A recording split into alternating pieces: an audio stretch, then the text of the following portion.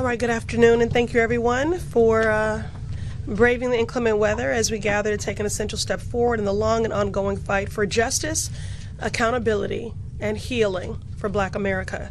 Today, I'm deeply honored to reintroduce H.R. 40, historic legislation to establish a federal commission to examine the lasting legacy of slavery, to develop reparations proposals for descendants of enslaved Africans. It is an honor to inherit the privilege of carrying this bill forward. Amen. From Congresswoman Sheila Jackson Lee.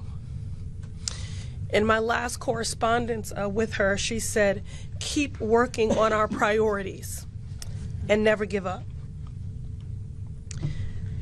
She was the previous House sponsor of H.R. 40 and a true giant in the movement for reparative justice. We are grateful for her leadership. We are grateful for her example and her voice. May she rest in peace and power. And we are grateful to be joined here today by her daughter, former Congresswoman Erica Lee Carter, who today, when I thanked her for braving the elements to journey here, said true justice is never convenient. I want to acknowledge some of our partners in good trouble in this fight. Senator Cory Booker, our co-lead in the Senate, Chairwoman Yvette Clarke of the Congressional Black Caucus, Congresswoman Bonnie Watson Coleman, Congresswoman Latifah Simon, Congresswoman Summer Lee, and the more than 70 members of Congress who have signed on to co-sponsor the legislation that was first introduced. And I want to make this point because it is Black History Month. And while there are those that are working actively, either to erase our history or to whitewash it, that I'm here in this moment to pick up the mantle of this historic legislation that has been championed by John Conyers, Congressman John Conyers, Congresswoman Sheila Jackson Lee. That was introduced more than 30 years ago when Congressman John Conyers was a co-founder of the Congressional Black Caucus. We're at a critical inflection point in America, and the moment cannot be more urgent. With Black history under attack and white supremacy emboldened, there is no better time to introduce this bill than during Black History Month, a time when we reflect on our history, our struggle, and our collective power. And I'll say, it is also not only about Black history, but it is about Black futures. More than 4 centuries ago, Africans were kidnapped, trafficked, and enslaved, forced to build this country under horrific brutality, an economy which we still benefit from today. Rice, sugar, tobacco, cotton. And even after the Civil War, emancipation, and the 13th Amendment, the legacy of slavery endured in other forms, codified in law to deny Black Americans freedom, opportunity, and dignity. And that's what brings us here today. This brutality, these injustices, these horrors were not things just happened within the culture by osmosis. They were legislated.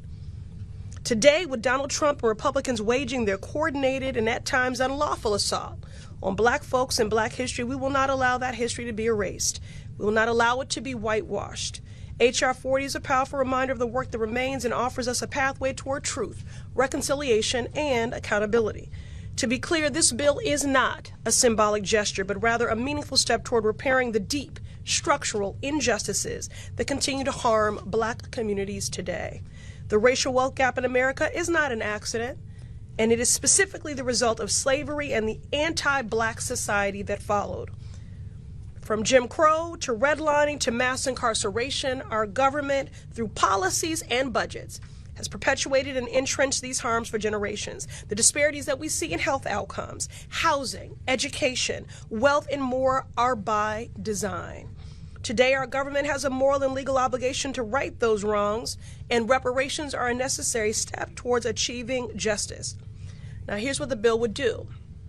H.R. 40 creates a federal commission, an expert body charged with investigating the enduring impacts of slavery and its aftermath, and developing concrete proposals for reparations.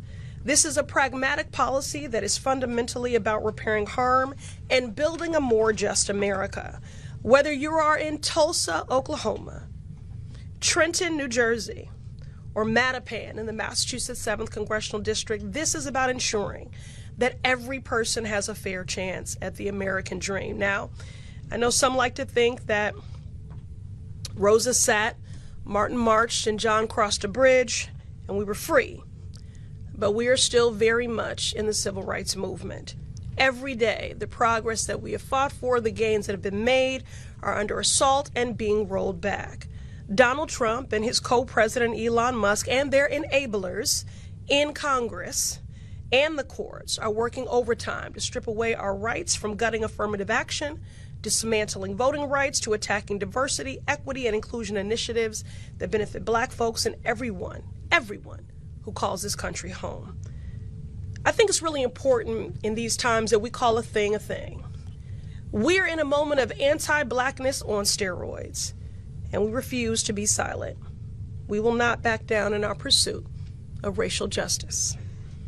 And while we do the work of resistance and blunting the many harms of this hostile, anti-Black administration, it's imperative that we continue advancing an affirmative agenda for Black America and building momentum toward this critical priority. So today we have a choice. We can continue to uphold an unjust status quo, or we can work actively to disrupt it. We can allow our history to be erased, or we can actively engage in truth-telling. We can and we must confront our past and take meaningful steps to repair the harm that has been done. H.R. 40 is an opportunity to do exactly that.